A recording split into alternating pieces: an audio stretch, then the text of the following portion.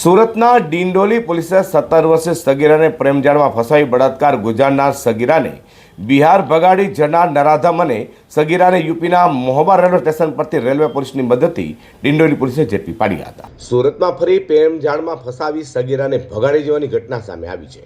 વાત એમ છે કે સુરતના ડિંડોલી વિસ્તારમાં રહેતી 17 વર્ષીય સગીરા સાથે પ્રેમ સંબંધ બાંધી લગ્નની લાલચે સગીરા પર નરાધમ રફીકે બળાત્કાર ગુજાર્યો હતો। ત્યારબાદ નરાધમ રફીકે સગીરાને પ્રેમજાળમાં ફસાવી ટ્રેનમાં બિહાર વતન લઈ ગયો હતો।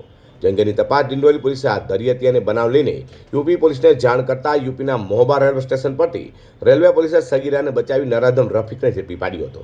તેઓ ડિંડોલી પોલીસે સોંપ્યા હતા। હાલ તો ડિંડોલી પોલીસે આરોપી રફીક સામે ગુનો નોંધી તેની ધરપકડ કરી વધુ તપાસ હાથ ધરી છે।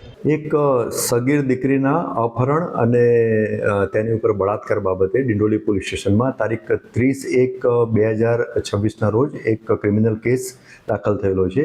આ ક્રિમિનલ કેસ બીએનએસની વિવિધ કલમો અને સાથે સાથે પોક્સો એક્ટની વિવિધ કલમો હેઠળ ગુનો દાખલ થયેલો છે। આમાં જે ભોગ બનનાર દીકરી જે છે એની ઉંમર 16 વર્ષ અને 11 માસની છે અને એના પિતાશ્રીએ આ ફરિયાદ જાહેર કરેલી છે। આ દીકરી આશરે 1.5 વર્ષ પહેલાં આ જે ગુનાનો આરોપી જે છે એની સાથે સંપર્કમાં આવેલી હતી, મિત્રતા થયેલી હતી અને એ અનુસંધાને પછી અવારનવાર એકબીજા સાથે વાતચીત કરતા હતા અને જે આરોપી જે છે એ આ દીકરીને એવું કહ્યું કે હું તને પ્રેમ કરું છું અને તારી જોડે લગ્ન કરવા માગું છું એમ લાલચ આપી અને મિત્રતા એને વધુ ઘાટ બનાવી અને ત્યારબાદ તારીખ 6/9/2025ના રોજ આ દીકરીને ડિંડોલી ફ્લાવર ગાર્ડનની